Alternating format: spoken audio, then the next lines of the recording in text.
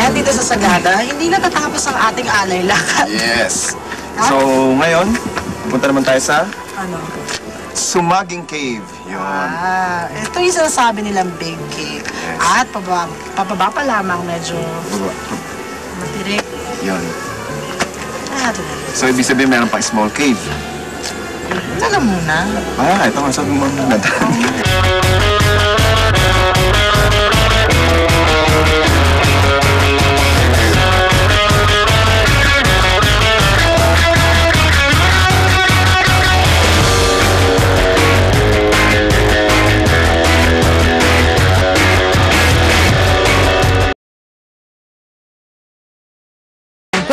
Make sure to hire a well-trained tour guide. Tulad ng mga nakilala namin mula sa grupo ng Sagada Genuine Guides Association,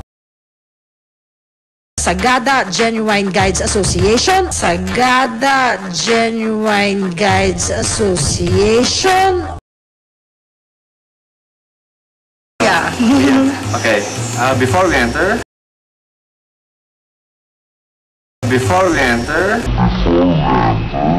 I would like you to remind some rules about entering. If you have some waste, we should, yung may candyman, gano'n, we should pocket them.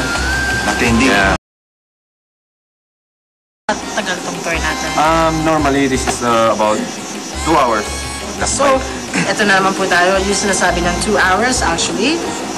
4 hours on para sa 4 hours. Hindi nga 3 or 4. Okay, pababa na tayo. Okay. Tandaan mo, galing Anong na. position? No? Pero doon na yun sa baba. Dito pwede pang mag... Pwede pa. Until the pagdanan tapos. Hanggang saan kami mababasa? From your situation, hanggang dito, you have a choice. If kung gusto nyo yung hanggang chest level, pwede.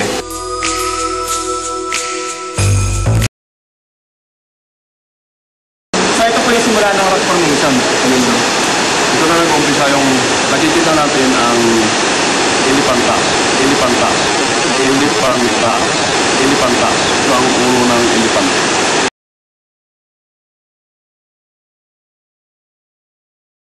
Oo, yan o. Ito naman ang rock formation ng 15. Bahay ng Baboy. Bahay ng Baboy. Wow, ano mo? So aside from 15, tapos itong ano? Pigpen! 15 elephant task. Ano pa yung mga rock formation na As I've mentioned, maraming levels ang Sumaging Cave. May ilang rock formations na kailangan ng human ladder para marating.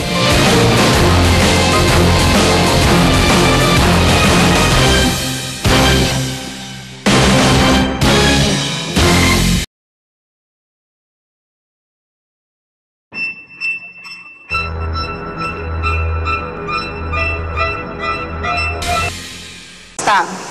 Ako may wish ako. Ano? Ito seryoso. Hindi, seryoso nga ito.